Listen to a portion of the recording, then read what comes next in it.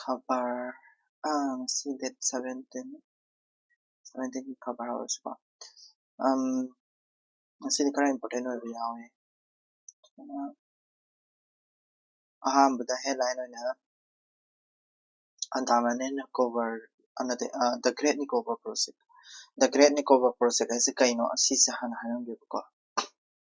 Sigi Matanda covered this year. I think the Great Nicobar Project has a the Gamnate Masise Yamna Sauba Kogi 92,000 crore ko Muki Ogadaba Yamna Sawa Mega Project Amakami Project Sida Yawse Kogi airport Saba Yauri Makada Eden Makada Eden. The airport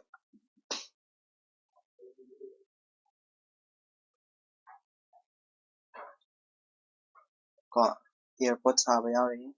adagi township Saba Yauri power plant Saba Yauri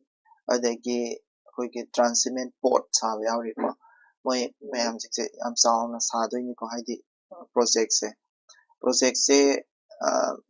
hana dege hauna do id kano tawraga lei haidi Great Nicobar Island has a scene ko kwai maton se Great Nicobar Island gi maton sida kogi Indira Point ga do lei ni adagi Malacca State ka se lei ni Malacca State se international stroke kano kogi choke point ama sune ko sida loina Southeast Asian countries in secret trade ko de mag se sea power le satline ko duduna sigasu yam naknaba yamnasu kaya ani project se yamna kano tawgadaba kanagadaba project India dadi oidone but tabutabu ngasai masise tawa matamsida akoigi National Green Tribunal na environmental clearance pigraga akoigi yetnadana leibneba nahandagi adi issue mayam ama tawrana concern se karigi concern no haragadi akoigi environmental concern haitare ko environmental concern da direct laage environmental concern se kaino sike project to ge matuk ina environmental concern se haragati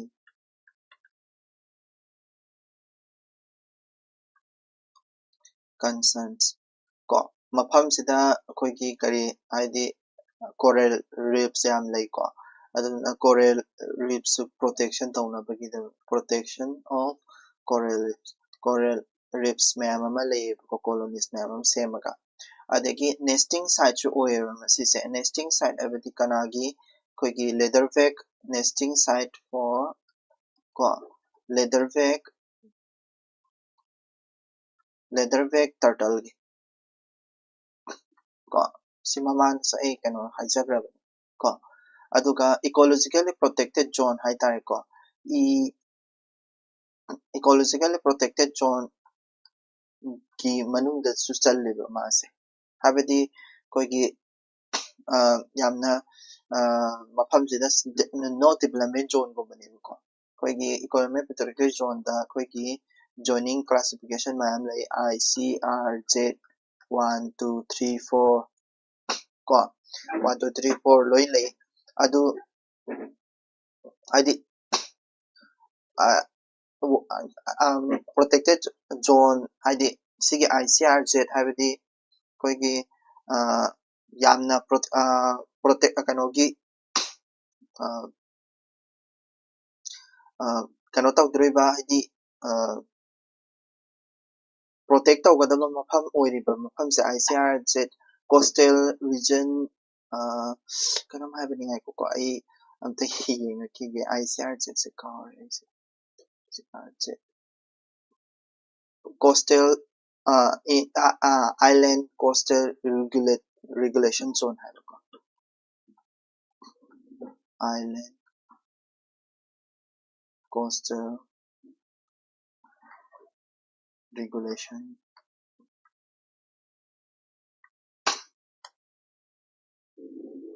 zone ko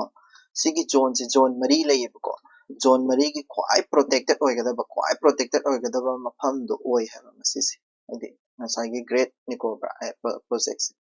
ICRZA 1A ꯒꯤ ꯈ꯭ꯋꯥꯏ strictly protected ꯇꯧꯒꯗꯕ ꯃꯐꯝꯗꯣ ꯑꯣꯏꯕ ꯑꯗꯨꯗꯨꯅ developmentꯁꯦ ꯌꯥꯔꯣꯏ ꯍꯥꯏꯅ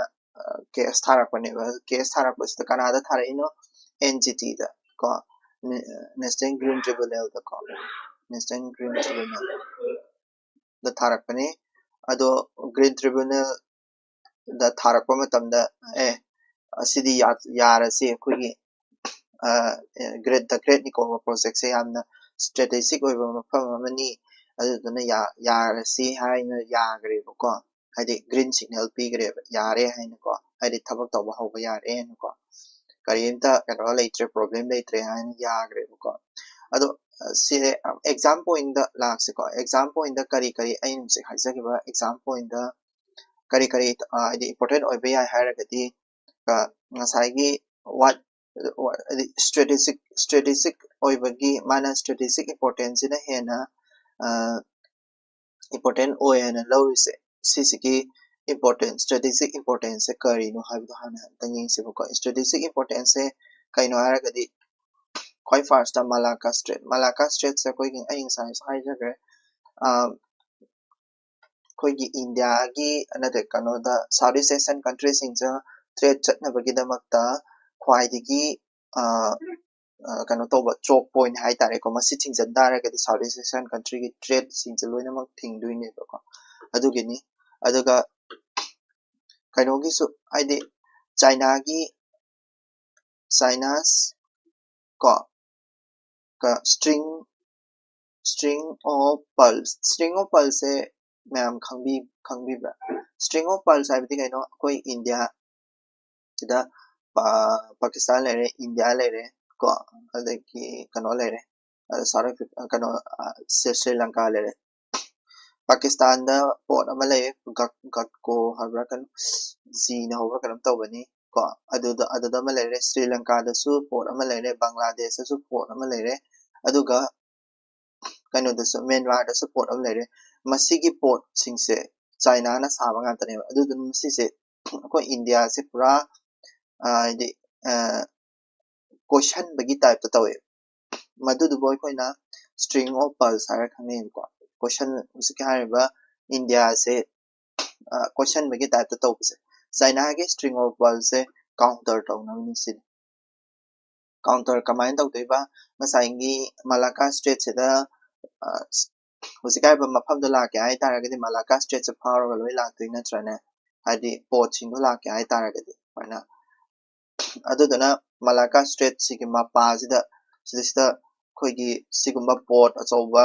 dagi airport township meyam ama linkha taragadi yamna strategical oiba point oigani hai khanba hai tare ko aduga amuksu economy gi su khanba trade se kana ga tawna be hai koigi Sri Lanka ga su tawna be hai Colombo ko haidi cargo trade ko kana ga Colombo Sri Lanka Singapore juna eko side da lem le sisa katang chandaraga Singapore adagi Malaysia gi Klang ko hai rising se kadoga hara kanda trade ta su kanare aduduna ngasai gi NGT na masis na hen important point khanbadagi kano tawgreni ko haidi yagrini ko tawba yare haina ko yagrini ado sidaista kairakadui kari kairakani haragadi asa aina sekibato se akoigi se Nicobar Island se karino akoigi kari gupta chanje haragadi akoina not yamna flora fauna da yamna kano tawba archipelago gi island group ta challe ko adugi sumathakta kadoga harakada koi ngasai haigre mangonda ngasai leatherback ngasai gi kano turtle ko adagi amaga so harake diversity da leatherback turtle se katang na tabida koi gi kano so leiba moida koi gi megapod megapod haise bat amani ko bat species amani ko Nicobar Island da katang phangba haitare megapod haise bat ni ko sigi Nicobar Island da katang phangba ko adada sidasu sigi kanose Galathea Bay haise sigi Galathea Bay asini ko maru oina ngasagi leatherback turtle na nesting jaga ois adagi tribal group ma'am हमसे ले रही है बस ऐसा tribal groups करी tribal groups लेके आ रखा था कोई की sompen adagi nico bares को sompen है से particularly vulnerable tribal group PBTG की मनुंग दे चली को सीजना indigenous scheduled type ni ko scheduled tribe ni sidi ko PBTG hai se kaina kanda isolated moidi isolated over hunter group ne moise isolated hunter gatherers ne moise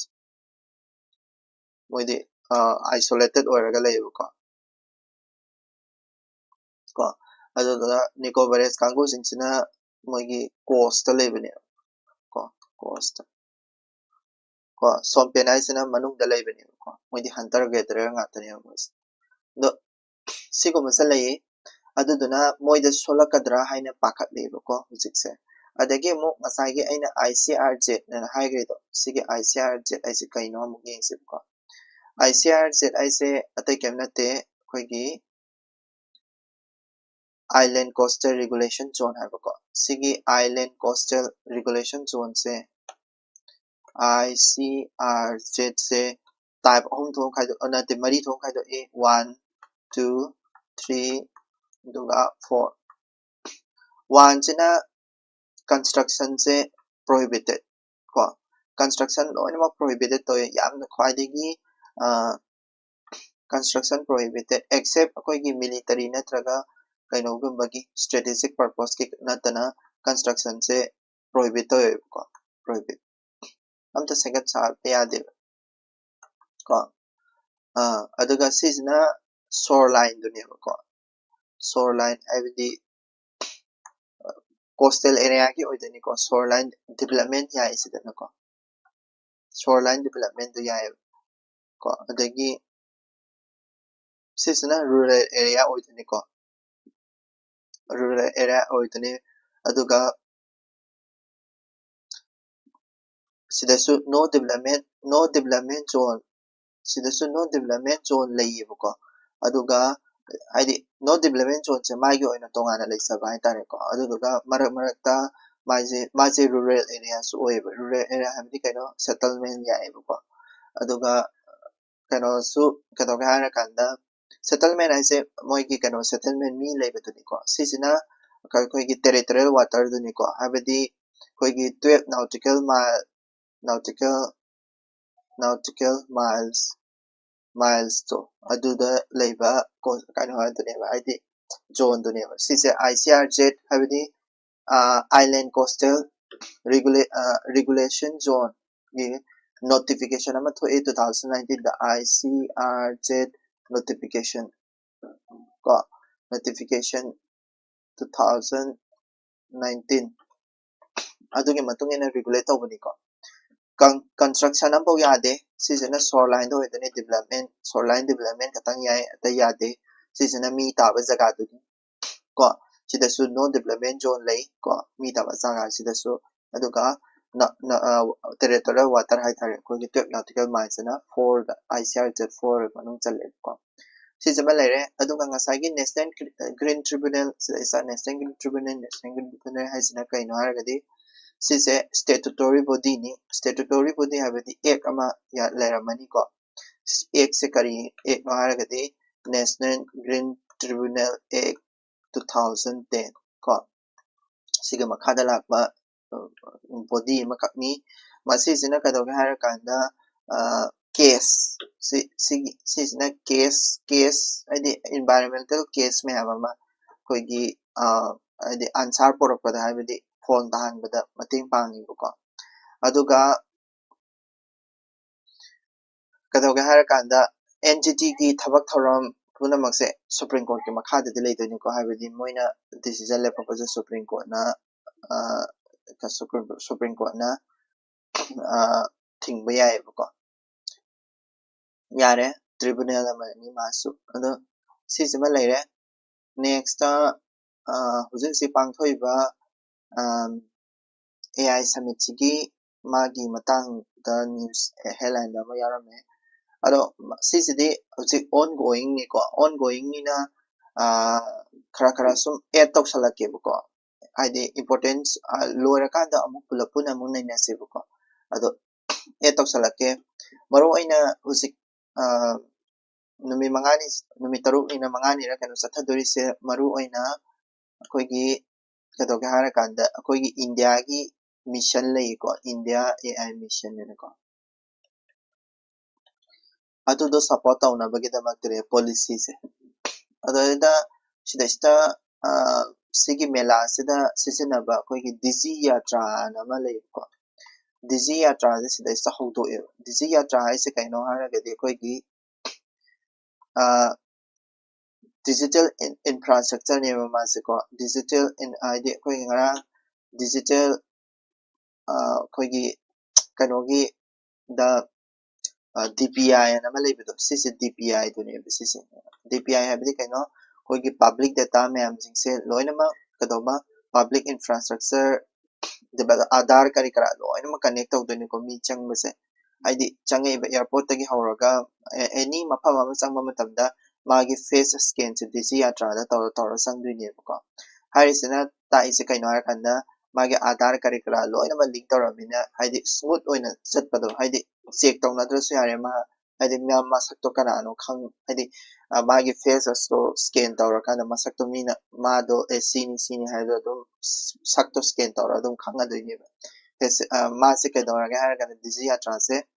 facial recognition technology ne ko sisina nange Aadhaar kari kara loi samgidoini ko id face to scan taw matamda nange Aadhaar kari kara loi tholoktoini sisi digi yatra kanana hudokono sigi oinadi koigi civil aviation na ministry of civil aviation na koigi foreigner sing licensing se sidaista amutang digi yatra sida scan amutang tawba taragade mafam kudimakta moi entry security boarding kari kara loi na tawbe hoi taw compulsory oina tawgadamni habidi leite ko haidi aduge rule leite ba matabadabu majo voluntary oiba aduna masisina smooth oina haidi mi sangtong jen airport amuk satpa khotpa mi masak to patana takpa ngamme ko digi yatra se tawra yani digi yatra sim khamchalo ko DPI manung chalin ko digital public infrastructure ko manung da next koigi RTI ga DP ga khanabagi ni ko conflict se kaino har kanda koigi nupa makakna thare ise kaino har kanda RTI na koigi hana pyramid se kaino RTI gi section 81J da hari se kaino har kanda personal information se kadoga har kanda personal information any kanogi oigera micham amagi oigera kanu amagi oigera personal information se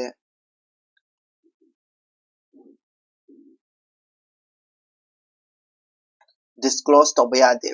personal information can't be disclosed haido bayade ko kari unless kadoga har kanda akoigi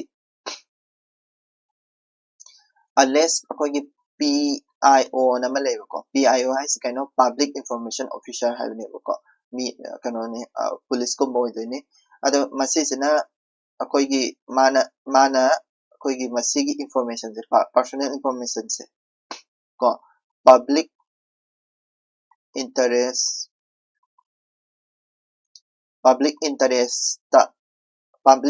ta darkar yam layen high tribokti ko haide PIO sina high ne masise public miyam ne yamna khangning ba pot amani miyam na khangba kaide ko habedi sidadi kadoga har kana personal information se public interest na ngambai mo ne public interest na personal information se personal oiba right se public information adi public the show kadaba oiba information or public ta kana kadaba oiba information oi taragadi kadoga haira kanda personal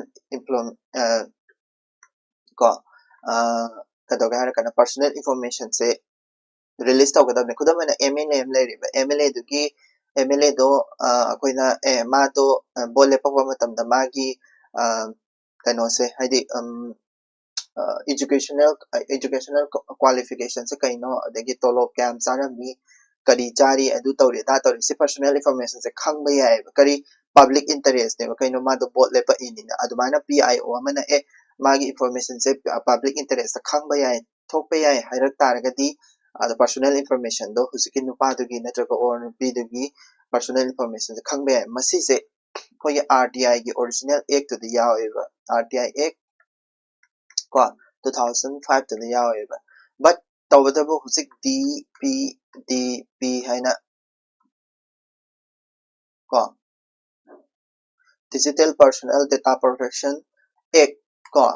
2023 se lakpadagi kadawga harakanda masigi pot se lawthokre ko remove public interest habam leitre public interest habam leitre karigumba public interest oiragasu adi mayam puna khangning bo oitaragasu kano haidi kadawga karigumba DPDB na haise public interest habam leitre karigumba masigi pot se personal information ne bu haraba personal information ni haraba adu taragadi haidokpa yadese personal information ne bu haragadi lithokpa yadese ko RTI na kuthing janba yade personal information ba haragadi RTI na kuthing janba yade adu taragadi bot le paba mi dona ai masidi ai personal information ne haraga dum bot kudi mas load ki yare DPDP season DPDP sina RTI x se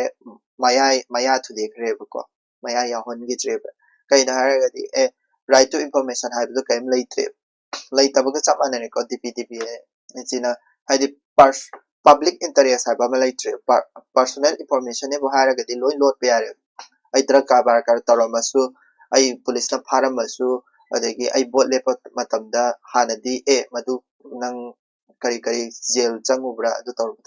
personal information ko se public interest ngamaga personal information se khunu harambane hujikti haira roi DPDP act 2023 sina madugi haigadabu poto lawthokre kari lae hujikti kadawga harakanda personal information nebu haragade dum yare ko haidi losan gi yare personal information haraga adum load khara nebu dui taragade aduduni ko se adudugi matandani court na kadawga harakanda bench sama semaga usik right tarakadore ko amu haidi review tawdore ko yengsi kari phone tarake haido adagi Sabarimala temple kise kano tawro kudingi dum yaw lerabani Sabarimala temple sida harise kaino harakanda amuk Sabarimala temple kise loigrabani amuk hangtore eko kese haidi 9 judge Supreme Court na review hearing amuk tawdore adudaida tawduise pura Sabarimala temple katanate makhal mayami like Sabarimala temple da maru ena Sabarimala temple da Sabarimala bu pantaragadi kadore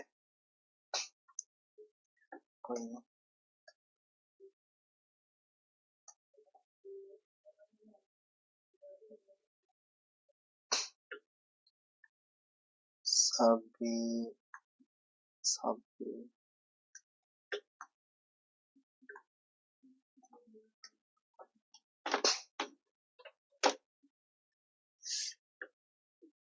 ko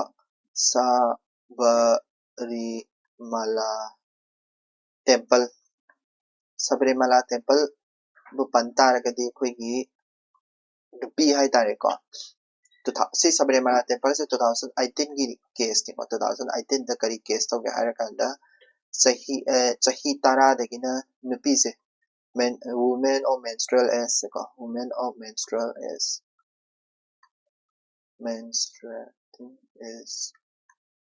habiti kaino sahi tara dagina yakhai pawda leipa nupi jingse Sabarimala temple da changhandaba halli ko aduda changhandaba se khoigi Sanghandaba practice se masigi main of metro se temple the thing ba practice se temple entry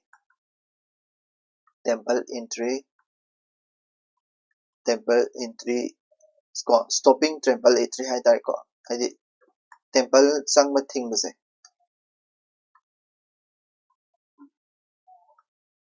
unconstitutional oyan hadi constitution na yadaba potni hai na ko yahan gidre ko adudagi kadawge haira kanda 2018 to sigi 2018 gi cases sidagi amok hozik now namu puthore 2025 tamu puthore 2026 tamu puthore hearing se aduduga kari hapsala age haira kanda sabarimala temple su leire plus atopa su hapsala entry of kari atopa su hapsala entry of muslim sisi am phajaba case ama oiroktoni ko muslim women into mosques ta changmada muslim women khara di thing balai ko adusu yengdoi adagi kadawge haira kanda female karigo akogi tribe community amada ko female genital mutilation ko sise tribe lay kari sise tawba tribe lay ko adi dawu dipora community sigisu mana kano tawdori ko hadi si community jigisu mana si tawbase hadi ko aini abra yadabra habdu ke ko adagi parsi women changma thing ba hai tare ko parsi women ko married to non parsi da luhongba parsi women jing se fire temple da sanghandaba ko sisu constitutional or unconstitutional or hadi religious practice nena magi right to life natraga freedom laisariba mayam sing to hadi religious freedom mayam ama laisariba mayam sing to professor wa natraga kano to ba yada taragadi madudi hadi article number 25 26 27 adudu so on manga tani ko adagi indagi secularism to sukaireba ko aduduni ko aduna 2028 dagi si khara jama hapsala kana husimu kano ta dore hearing howdore ko April 7 dagi hearing howdore 9 just bench ni ko yam sawo bench ni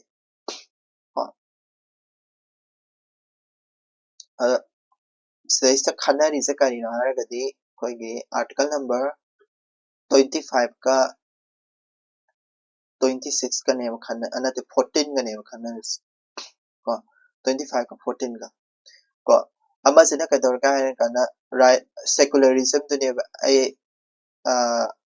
ai isagi freedom lai sai ai professor ba ya du taw ai ko sisina equality ne ko ama sina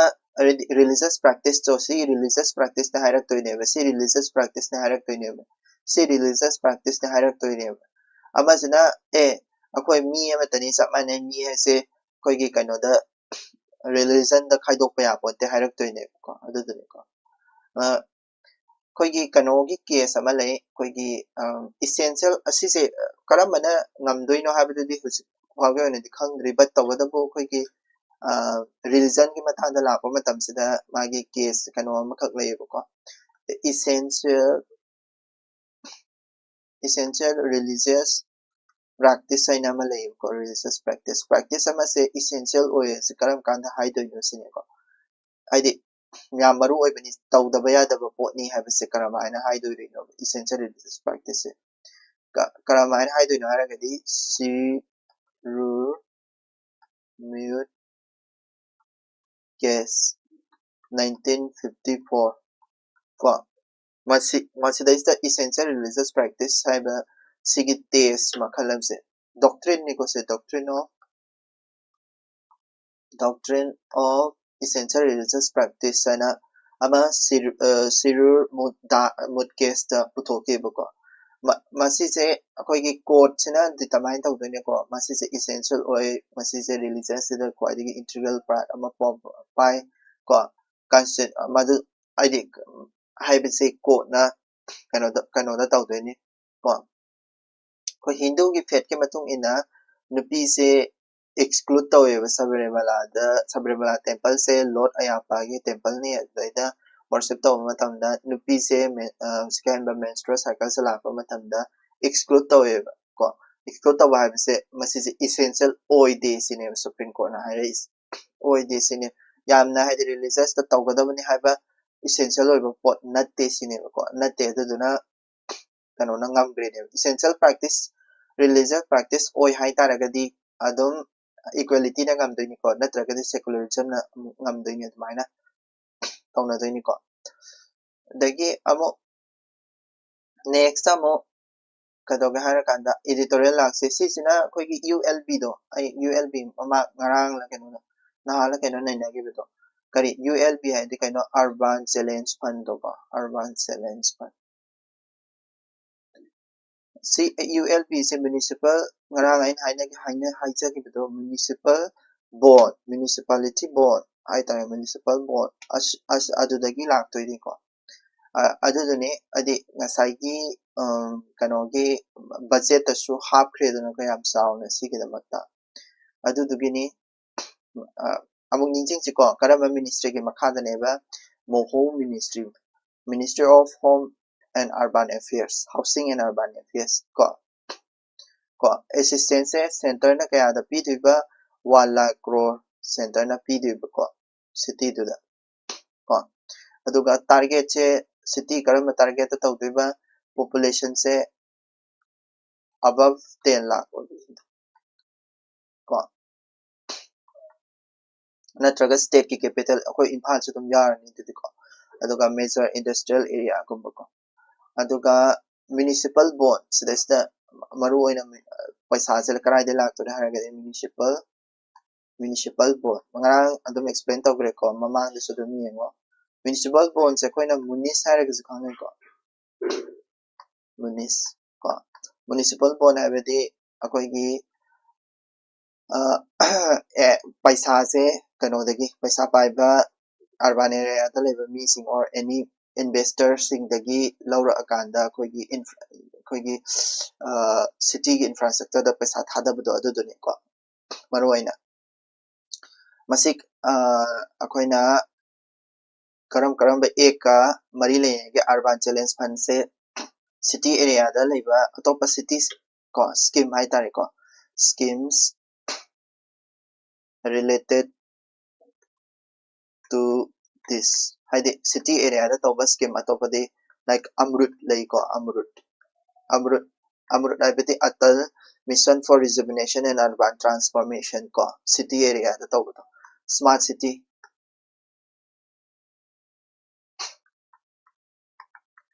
mission ko smart city mission aduga PMAYU ko Pradhan Mantri Awas Yojana Urban ko sina housing for all gi sina urban area gi ko rural area gi sulai urban area gi sulai sini next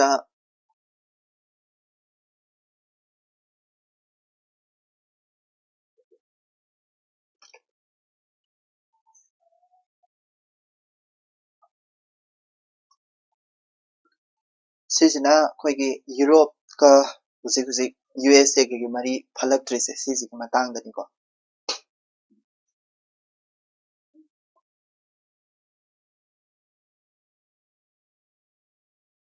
siam lai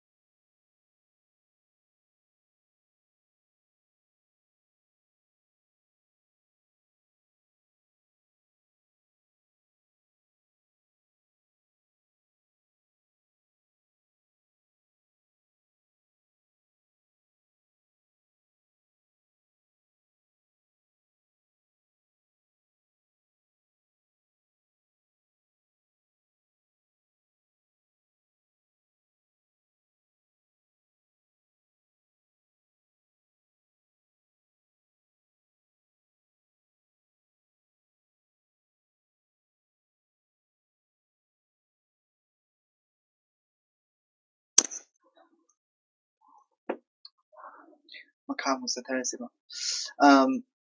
sisina sagi Europe ka kano ge to transatlantic strain hai ko transatlantic strain hai se ta kena te koi ki Europe ka America ka ki marakta koi ki problem am sikana thoi ba ko haidi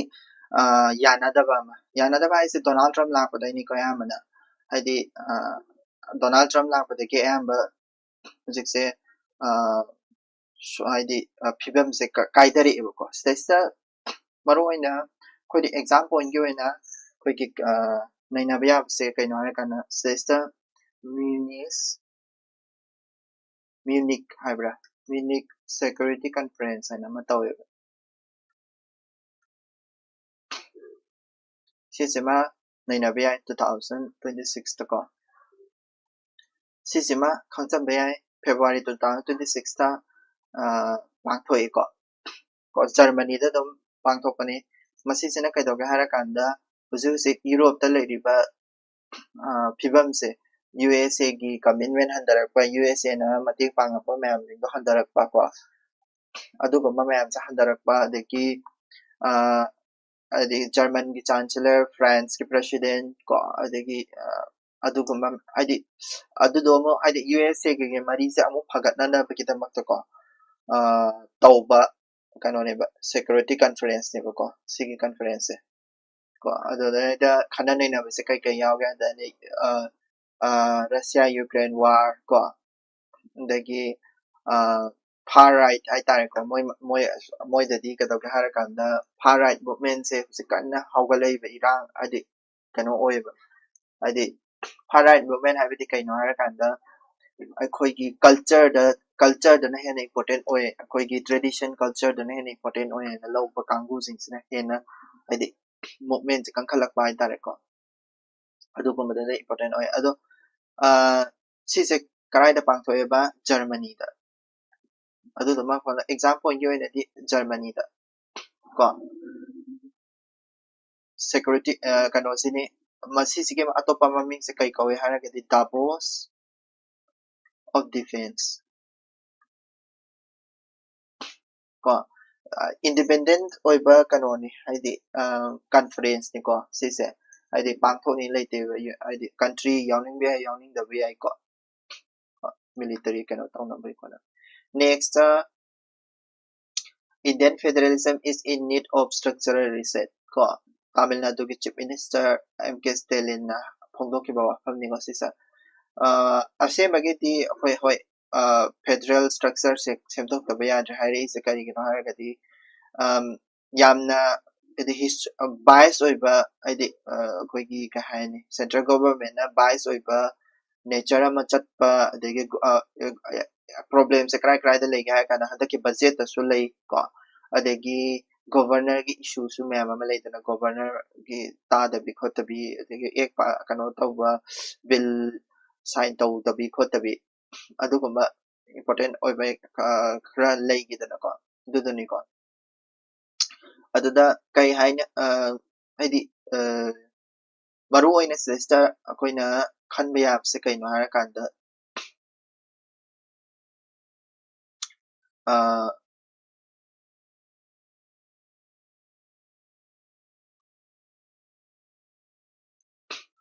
federalism ai se kaino exam point go ina mana nai nari se ko federalism ai se kaino federalism ai se ta kemna te khoi gi federal structure se haidi state ka center ga leina ba mari se si sini ko ado federalism sikima ki kano se editors na hire se kaino har kanda editors na hire se koi gi federalism se kaidari erosion tori erosion of federalism se kamaina erosion torake habs ko kari da erosion torake har kanda koi gi concurrent list sum saukhala ini dana concurrent list ai se state na su center na su pai ba ya ba po to ne ba adu gi list jo ka da ba center na ya ba pai khale ko sikte finance commission se su hana ni ti ayok le ram do finance commission sina mahut sin gram ni na conduct ꯍꯥꯏꯔꯀꯥꯟꯗ finance ꯀꯃꯤꯁꯟꯁꯤꯒꯤ ꯃꯊꯧꯁꯤ ꯁꯦꯟꯇꯔꯗ ꯌꯥꯝꯅ ꯍꯥꯏꯗꯤ ꯁꯦꯟꯇꯔꯗ ꯌꯥꯝꯅ ꯀꯩꯅꯣ ꯇꯧꯕ ꯍꯥꯏꯇꯥꯔꯦꯀꯣ incline ꯇꯧꯕ ꯍꯥꯏꯇꯥꯔꯦ ꯑꯗꯨꯗꯒꯤ ꯑꯃꯨꯛ ꯍꯥꯏꯗꯤ centrally sponsored scheme ꯂꯩꯗꯅꯀꯣ ꯍꯟꯗꯛꯇꯁꯨ MCNRECS ꯀꯤ ꯀꯩꯅꯣ ꯇꯧꯕ ꯍꯥꯏꯗꯤ ꯁ꯭ꯀꯤꯝꯁꯦ ꯅꯣꯏꯗ ꯁꯦꯟꯊꯪ ꯄꯤꯔꯣꯏꯒ ꯇꯧꯅꯕꯗꯣ ꯀꯔꯤꯒꯨꯝꯕ ꯅꯣꯏ ꯁꯤ ꯊꯕꯛꯁꯦ ꯇꯧꯗ꯭ꯔꯒꯗꯤ ꯄꯤꯔꯣꯏ ꯀꯥꯏꯅ ꯑꯗꯨꯗꯨꯒꯤ ꯁꯦꯟꯇ꯭ꯔꯦꯜ ꯁ꯭ꯄꯣꯟꯁꯔ ꯁ꯭ꯀꯤꯝꯁꯤꯁꯨ ꯃꯥꯒꯤ ꯀꯟꯗꯤꯁꯟ ꯃꯌꯥꯝ ꯑꯃ ꯊꯝꯃꯛꯄ ꯍꯥꯏꯇꯥꯔꯦꯀꯣ ꯀꯟꯗꯤꯁꯟ ꯃꯌꯥꯝ ꯑꯃ ꯊꯝꯃꯛꯄ ꯑꯗꯨꯒꯨꯝꯕ ꯍꯥꯏꯗꯤ ꯐꯦꯗꯔꯦꯂꯤꯖꯝꯗꯣ ꯏꯔꯣꯠ ꯌꯥꯝ ꯇꯧꯋꯦ ꯁꯤꯁꯤꯅꯤꯀꯣ ꯃꯥꯅ ꯃꯦꯟ ꯄ꯭ꯔꯣꯕ꯭ꯂꯦꯝ ꯑꯣꯏꯅ ꯂꯥꯛꯏꯁꯦ ꯀꯣ ꯑꯗꯣ ꯑꯩꯈꯣꯏꯒꯤ ꯇꯁꯦꯡꯕꯒꯤꯗꯤ ꯑꯩꯈꯣꯏꯒꯤ ꯏꯟꯗꯤꯌꯥꯁꯦ ꯀꯔꯝꯕ ꯃꯈꯜꯒꯤ ꯐꯦꯗꯔꯦꯂꯤꯖꯝ ꯆꯠꯅꯒꯦ ꯍꯥꯏꯔꯒꯗꯤ ꯀꯔꯝꯕ ꯃꯈꯜꯒꯤ ꯐꯦꯗꯔꯦꯂꯤꯖꯝ ꯆꯠꯅꯩ ꯍꯥꯏꯔꯒꯗꯤ ꯀ꯭ꯋꯥꯁꯤ ꯐꯦꯗꯔꯦꯂꯤꯖꯝ ꯀꯣ ꯀ꯭ꯋꯥꯁꯤ ꯐꯦꯗꯔꯦꯜ ꯁꯤ ꯀꯅꯥꯅ ꯍꯥꯏꯔꯝꯃꯤ ꯑꯩꯈꯣꯏ ꯑꯗꯨꯝ ꯀꯩꯅꯣꯗ ꯑꯗꯨꯝ ꯄꯥꯕꯗ ꯑꯗꯨꯝ ꯈꯪꯉꯝꯃꯅꯤ ꯀꯦꯁꯤꯋꯦꯔꯅꯀꯣ ꯁꯤ ꯀ꯭ꯋꯥꯁꯤ ꯐꯦꯗꯔꯦꯜ ꯍꯥꯏꯕꯁꯦ ꯀꯟꯁꯇꯤꯇ꯭ꯌꯨꯁꯟꯗꯁꯨ ꯑꯗꯨꯝ ꯌꯥꯎꯖꯕ ꯄꯣꯠꯅꯤꯀꯣ ꯀ꯭ꯋꯥꯁꯤ ꯐꯦꯗꯔꯦꯜ ꯑꯣꯏ ꯍꯥꯏꯕꯁꯦ ꯂꯥꯏꯛ ꯑꯩꯈꯣꯏꯒꯤ ꯀꯟꯁꯇꯤꯇ꯭ꯌꯨꯁꯟꯗ ꯑꯩꯈꯣꯏꯒꯤ ꯐꯦꯗꯔꯦꯂꯤꯖꯝꯁꯦ ꯀꯔꯤꯗ ꯄꯟꯒꯦ ꯍꯥꯏꯔꯒꯗꯤ ꯀꯟꯁꯇꯤꯇ꯭ꯌꯨꯁꯟꯗ आर्टिकल नंबर 1 ꯗ ꯑꯗꯨꯝ ꯄꯜꯂꯝꯅꯤꯀꯣ आर्टिकल नंबर 1 ꯗ ꯀꯩꯗꯧꯋꯦ इंडियाजे यूनियन ऑफ स्टेट ने पल्लमने यूनियन ऑफ स्टेट सिजना सुम फेडरल स्ट्रक्चर ओय हाबदो अदुम ताएबको अदगा आर्टिकल नंबर 1 सिबु सपोर्ट तौरिसे कनानो शेड्यूल नंबर 7 दा करी ले कोई लिस्ट अहुम थोकदो हाइदि union list state list concurrent list the is change tore ini ko so change tore ini haidi concurrent list 52 se usikta sai gibto koi gi kanona ya ba paireba central government ya ba paireba ko ado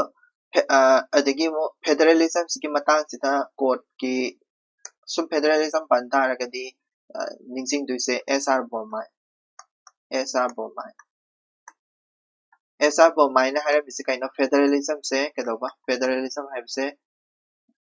change to ya da ba basic structure ne for constitution the yaar basic structure ne ko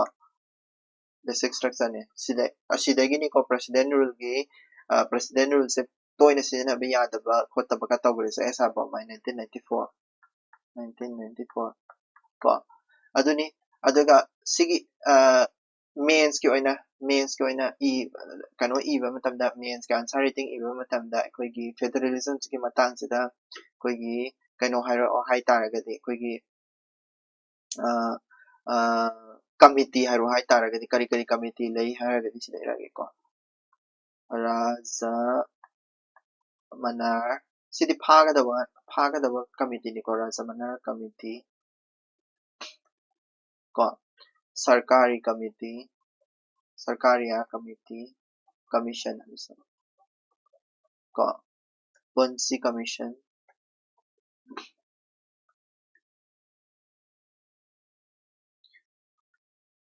Sarkaria commission Cina करिदरंगे हारगदा interstate council ISC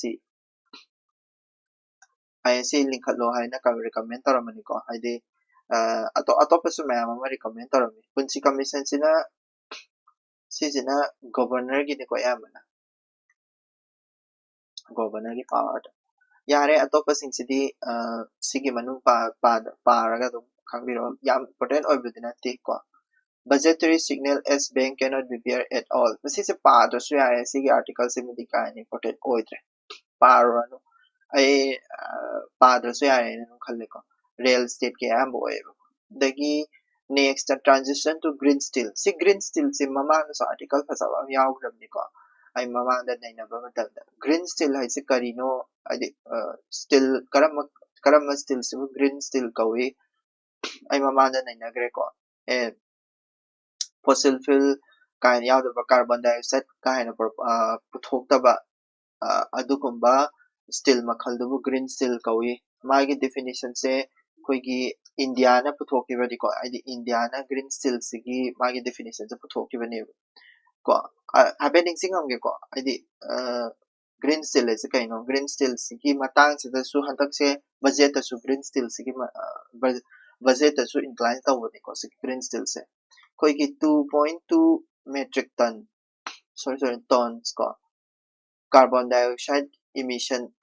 sigi makhada less than sigi makhada tawro ko kaidi steel se puthokpa matamda sigi makhada tawro carbon dioxide se release tawus adoi taragadi madudu ba koina green steel ko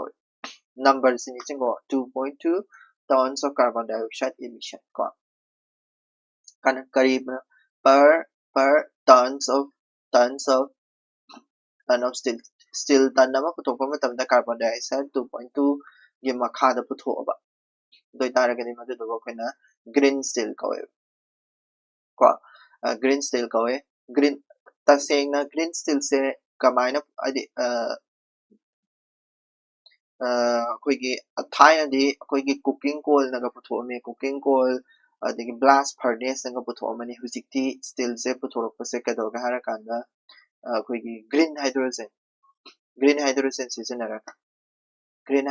ꯁꯤꯖꯤꯟꯅꯔꯒ ꯄꯨꯊꯣꯛꯑꯦꯕ green hydrogen ꯁꯦ ꯑꯃꯨꯛ ꯀꯗꯥꯏꯗꯒꯤ ꯄꯨꯊꯣꯔꯛꯀꯦ ꯍꯥꯏꯔꯗꯤ waterꯗꯒꯤ green hydrogen ꯂꯥꯛꯇꯣꯏꯅꯤ green hydrogenꯗꯒꯤ green steel ꯂꯥꯛꯇꯣꯏꯅꯦꯕ ꯑꯗꯨꯃꯥꯏꯅ ꯄꯨꯊꯣꯛ ꯇꯥꯔꯒꯗꯤ ꯉꯁꯥꯏꯒꯤ green steel ꯁꯦ ꯄꯨꯊꯣꯛꯄꯗ ꯏꯔꯥꯏ ꯂꯥꯏꯕꯀꯣ ꯑꯗꯨꯗꯨꯅꯤ ꯑꯗꯣ ꯇꯁꯦꯡꯅ ꯑꯩꯈꯣꯏꯅ green steel ꯄꯨꯊꯣꯛꯏꯁꯦ ꯀꯔꯤ ꯃꯔꯝꯒꯤꯅꯣꯕ green steel ꯄꯨꯊꯣꯛꯏꯁꯦ ꯃꯃꯥꯡꯗꯁꯨ ꯑꯩꯅ ꯍꯥꯏꯈ꯭ꯔꯦ ꯑꯩꯈꯣꯏꯒꯤ ꯁ꯭ꯇꯤꯜꯁꯦ ꯑꯩꯈꯣꯏꯅ ꯄꯨꯊꯣꯛꯏꯕ ꯁ꯭ꯇꯤꯜꯁꯦ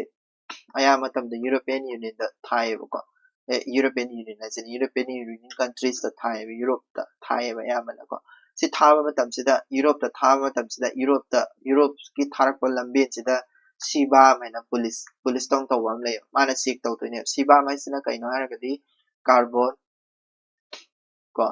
carbon border adjustment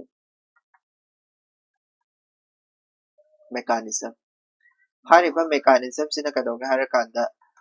ꯀꯔꯤꯒꯨꯝꯕ ꯅꯪꯒꯤ ꯁ꯭ꯇꯤꯜꯁꯦ green steel ꯑꯣꯏꯗ꯭ꯔꯕ ꯍꯥꯏꯕꯗꯤ ꯌꯥꯝꯅ ꯀꯥꯔꯕꯣꯟ ꯗꯥꯏꯑꯣꯛꯁꯥꯏꯗ ꯌꯥꯝꯅ ꯊꯥꯗꯣꯛꯄ ꯑꯣꯏꯔꯕ ꯑꯗꯨ ꯑꯣꯏꯇꯥꯔꯒꯗꯤ ꯀꯥꯔꯕꯣꯟ ꯕꯣꯔꯗꯔ ꯑꯦꯗꯖꯁꯇꯃꯦꯟ ꯃꯦꯀꯥꯅꯤꯖꯝꯁꯤꯅ ꯇꯦꯛꯁ ꯃꯌꯥꯝ ꯑꯃ ꯂꯧꯍꯧꯅꯦꯕ ꯅꯉꯣꯟꯗꯒꯤ ꯑꯗꯨ ꯑꯣꯏꯇꯥꯔꯒꯗꯤ ꯅꯪ ꯊꯥꯗꯣꯔꯛꯀꯅꯤ ꯕꯠ ꯇꯧꯕꯇꯕꯨ ꯇꯦꯛꯁ ꯃꯌꯥꯝ ꯑꯃ ꯂꯧꯍꯧ ꯇꯥꯔꯒꯗꯤ ꯀꯥꯔꯕꯣꯟ ꯇꯦꯛꯁ ꯃꯌꯥꯝ ꯑꯃ ꯂꯧꯍꯧ ꯇꯥꯔꯒꯗꯤ ꯃꯗꯨꯗꯨꯕꯨ ꯑꯩꯈꯣꯏ ꯍꯥꯏꯗꯤ ꯁ꯭ꯇꯤꯜꯒꯤ ꯃꯃꯜꯗꯣ ꯑꯁꯨꯛꯀꯤ ꯃꯇꯤꯛ ꯋꯥꯡꯉꯅꯦꯕ ꯌꯣꯟꯕ ꯃꯇꯝꯗ ꯑꯗꯨꯅ ꯁꯤꯠꯂꯔꯣꯏꯕꯀꯣ ꯁꯤꯠꯇ꯭ꯔꯒꯗꯤ ꯃꯤ ꯑꯇꯣꯞꯄꯗ ꯍꯥꯏꯗꯤ ꯑꯩꯈꯣꯏꯒꯤ ꯑꯦꯛꯁꯄꯣꯔꯠꯇ ꯍꯟꯊꯔꯛꯑꯅꯤ ꯀꯣ ꯐꯣꯔꯦꯟ ꯑꯗꯒꯤ ꯀꯩꯅꯣꯗ ꯄꯩꯁꯥ ꯇꯥꯟꯕ ꯉꯝꯃꯔꯣꯏ ꯅꯠꯇ꯭ꯔꯥ ꯑꯗꯨꯗꯨꯅ ꯑꯩꯈꯣꯏꯒꯤ ꯀꯩꯗꯧꯒꯦ ꯍꯥꯏꯔꯀꯥꯟꯗ green steelꯗ ꯑꯣꯟꯊꯣꯛꯑꯁꯤ ꯑꯗꯨꯗꯨꯅꯤꯀꯣ ꯍꯥꯏꯁꯦ green steelꯗ ꯑꯣꯟꯊꯣꯛꯑꯁꯤ ꯍꯥꯟꯅ ꯑꯩꯈꯣꯏ ꯀꯩꯅꯣꯗ ꯍꯥꯏꯗꯤ coal ꯁꯤꯖꯤꯟꯅꯔꯒ steel ꯄꯨꯊꯣꯛꯑꯝꯕꯗ ꯇꯧꯔꯒꯨꯝꯁꯤ ꯁꯤꯅꯦꯕꯀꯣ ꯍꯥꯏꯔꯤꯁꯦꯀꯣ ꯌꯥꯔꯅꯤ ꯁꯤ ꯑꯩꯒꯤ ꯋꯥꯈꯜꯗꯗꯤ ꯑꯇꯣꯞꯄ ꯀꯩꯁꯨ ꯀꯥ ꯍꯦꯟꯅ ꯀꯩꯅꯣ ꯂꯩꯇꯦ ꯑꯩꯈꯣꯏꯒꯤ ꯏꯟꯗꯤꯌꯥꯁꯦ ꯁ꯭ꯇꯤꯜꯗꯗꯤ ꯑꯩꯈꯣꯏ ꯏꯟꯗꯤꯌꯥ ꯁ꯭ꯇꯤꯜ ꯏꯟꯗꯁꯇ꯭ꯔꯤ ꯁ꯭ꯇꯤꯜꯁꯦ ꯏꯟ ꯏꯟꯗꯤꯌꯥ ꯍꯥꯏꯇꯥꯔꯦ ꯏꯟꯗꯤꯌꯥꯗꯗꯤ ꯁ꯭ꯇꯤꯜꯁꯦ ꯌꯥꯝꯅ ꯀꯩꯅꯣ ꯍꯥꯏꯗꯤ ꯌꯥꯝꯅ ꯀꯥꯟꯅꯕ ꯄꯣꯠ ꯑꯃꯅꯦꯕꯀꯣ ꯑꯩꯈꯣꯏ ꯍꯥꯏꯗꯤ ꯁ꯭ꯇꯤꯜꯁꯦ ꯑꯩꯈꯣꯏ ꯏꯟꯗꯤꯌꯥꯒꯤ ꯑꯣꯏꯅꯗꯤ ꯀꯩꯅꯣ ꯍꯥꯏꯗꯤ 18% of infrastructure ꯁꯦ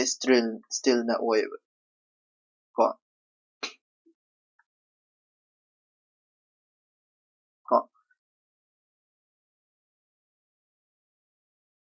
ꯑꯗꯨꯗꯨꯅꯤꯀꯣ ꯀ꯭ꯔꯤꯇꯤꯀꯦꯜ ꯌꯥꯝ ꯑꯣꯏꯕ ꯄꯣꯠꯅꯤꯀꯣ ꯅꯦꯛꯁ ꯁꯤꯒꯤ ꯁꯤꯗꯩꯁꯤꯗ ꯃꯌꯥꯝ ꯑꯃ ꯃꯥꯒꯤ ꯁ꯭ꯀꯤꯝ ꯀꯔꯤ ꯀꯔꯥ ꯃꯌꯥꯝ ꯑꯃ ꯍꯥꯏ ꯃꯔꯨ ꯑꯣꯏꯅ ꯑꯦꯛꯖꯥꯝꯒꯤ ꯑꯣꯏꯅꯗꯤ ꯁꯤ ꯈꯛꯇꯪ ꯈꯪꯉꯣꯀꯣ ꯌꯥꯔꯦꯀꯣ green steel ꯍꯥꯏꯁꯤ ꯀꯩꯅꯣ ꯑꯗꯒꯤ ꯑꯩꯈꯣꯏꯒꯤ ꯀꯩꯅꯣꯗ green steel ꯇꯧꯕꯒꯤ ꯍꯥꯏꯗꯤ green steelꯁꯦ ꯁꯨꯡꯕꯒꯤ ꯃꯔꯝꯁꯤꯅ ꯀꯔꯤꯅꯣ ꯍꯥꯏꯕꯗꯨꯁꯨ ꯅꯦꯛꯁꯇ ꯑꯥꯔꯇꯤꯀꯜ ꯑꯇꯣꯞꯄ ꯑꯃ ꯌꯦꯡꯉꯁꯤ denotified tribes ꯍꯥꯏꯗꯤ ꯃꯔꯨ ꯑꯣꯏꯅꯗꯤ denotified tribes ꯑꯩꯈꯣꯏꯒꯤ ꯍꯥꯟꯅ ꯊꯥꯏꯅ ꯑꯩꯈꯣꯏꯒꯤ ꯀꯩꯅꯣꯒꯤ ꯃꯇꯝꯗ ꯇ꯭ꯔꯥꯏꯕꯦꯜ ꯈꯔꯁꯦ ꯍꯦꯛ ꯄꯣꯛꯄꯗꯒꯤ ꯀ꯭ꯔꯤꯃꯤꯅꯦꯜꯅꯦꯅ ꯑꯗꯨꯝ ꯂꯥꯎꯊꯣꯛꯑꯝꯃꯦꯕꯀꯣ ꯍꯥꯏꯗꯤ ꯑꯦꯛ ꯑꯃ ꯂꯩ ꯂꯥꯏꯛ ꯀ꯭ꯔꯤꯃꯤꯅꯦꯜ ꯕ꯭ꯔꯤꯇꯤꯁ ꯃꯇꯝꯗꯅꯤꯀꯣ ꯀ꯭ꯔꯤꯃꯤꯅꯦꯜ ꯇ꯭ꯔꯥꯏꯕꯁ ꯑꯦꯛ ꯍꯥꯏꯅꯀꯣ ꯑꯃ ꯂꯩꯔꯝꯃꯦꯕ CTA ꯀꯣ CTA ꯑꯦꯛ ꯍꯥꯏꯔꯤꯕ 1871ꯗ ꯁꯤꯒꯤ ꯍꯦꯛ ꯄꯣꯛꯄꯒ ꯇ꯭ꯔꯥꯏꯕꯁꯦ ꯀ꯭ꯔꯤꯃꯤꯅꯦꯜꯅꯦꯅ ꯍꯦꯛꯇ ꯂꯥꯎꯊꯣꯛꯄꯀꯣ ꯑꯗꯨ ꯑꯣꯏꯇꯥꯔꯒꯗꯤ ꯃꯁꯤꯒꯤ criminal tribes act se masise akhoi gi india na independence phangaba constitution anoba la aba matabda mase notified ama tawre notified tawre di masigi ek chatnadre madudai da chatnadre na notified tawba matamda masigi ek sigi matung ina tribe mayam ama legidana ko adugi tribe sing dune ba denotified tribe haibede denotify haibede ngasai sigi manung da salama mi sing do adu sing do notify chandre haibedune ba ko ko denotified tribe sibu pantaragadi akoigi commission ama lay like ayanga commission na ko ayanga commission sina 1949 gi matamda masise denotified tribe sing se masise maming se masagi colony criminal tribe act se repeal tawnaba tawkiba potani ko denotified tribes ki magi commission hai taragadi sisini ko ado sisima leire ado daida ngasagi sidaista saidi denotified tribes kangu leire nomadic tribes kana lei semi nomadic kana lei ko loida lei denotified tribes sigi maru oina khangdu se kaino sidaista commission leire point number 2 da kari scheme koigi sit scheme ana ma lei ko sit scheme kanana puthokpa koigi ministry of social justice and empowerment adu sit aise kaino haidi nomadic koigi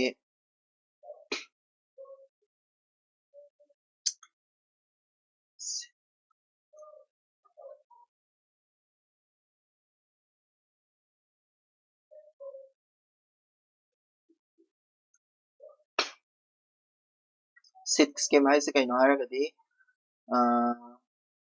scheme for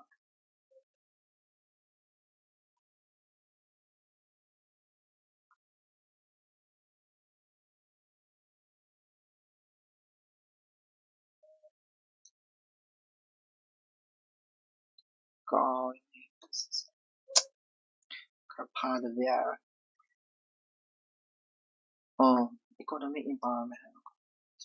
scheme for economic empowerment I so how this is economic empowerment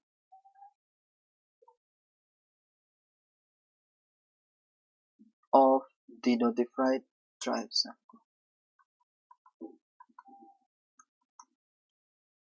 economic empowerment of denotified tribes sit schemes ko lunch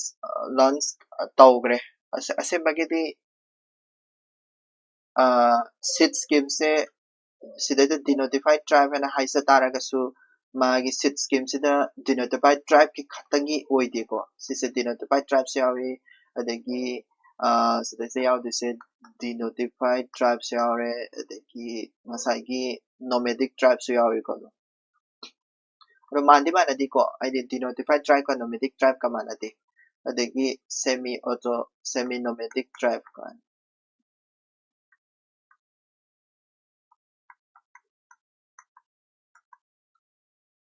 semi nomadic tribe nomadic tribe ko similarities moida paisa pibay wari ni ko paisa ko aduga katoge harakanda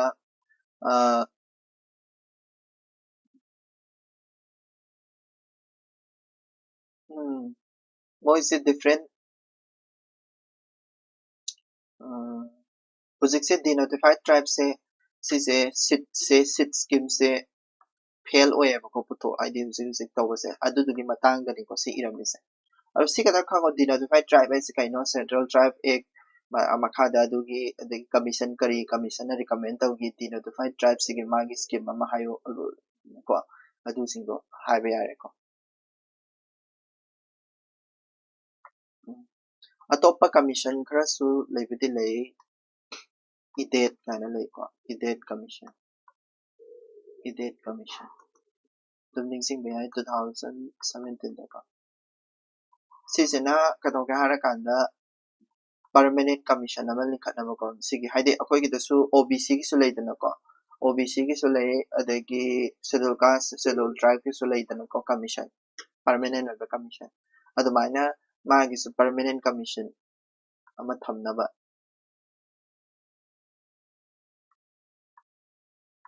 ko aibako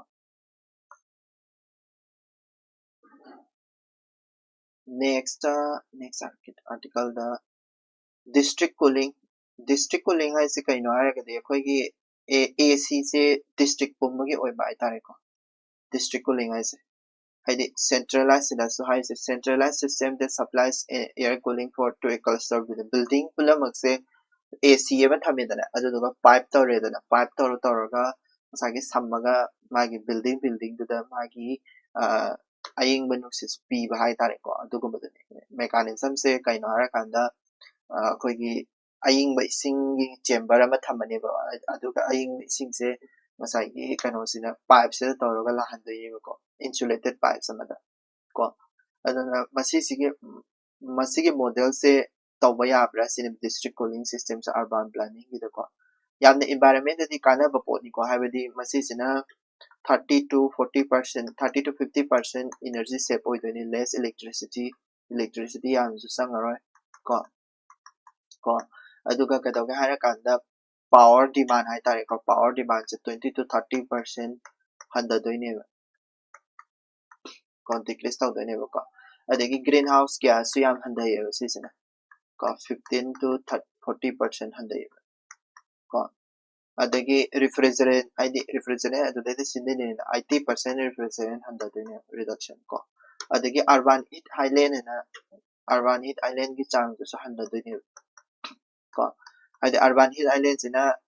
AC se AC na maram orakana urban heat islands thoale AC am nei taraga amena thoale adu do city AC na teba district cooling system city AC na teba adu dana masina su handa handa yai ko space yam kalle sisi space yam ganni dana ko adu dana sisi tawba yabra sinemu ko challenge hai taraga di si sabada paisa yam changi ko aduga paisa yam changi ko adu ataydi kaishu kayani kano oide important oide sise district cooling system se tawba yai ko paikha gi oina paage haragadi paikha gi di district cooling system se hangakta sai but akoi gi oina india gi oina kari kano lei haide inghan na bigi ko haidi heating koi gi heating sisu issue amane ko aduduna nuksa yam sagalaksu issue amane adu kai plan lege haragadi ICAP aise kaino haragadi India Cooling Action Plan sika kangsalo 2019 da hodokebani ko Ministry of Environment Forest and Climate Change da hodokebani ko sijum kada nisingo yare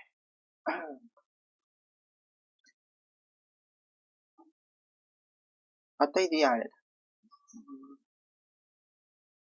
Lores Lesa. Thank you so much. Masih di sini.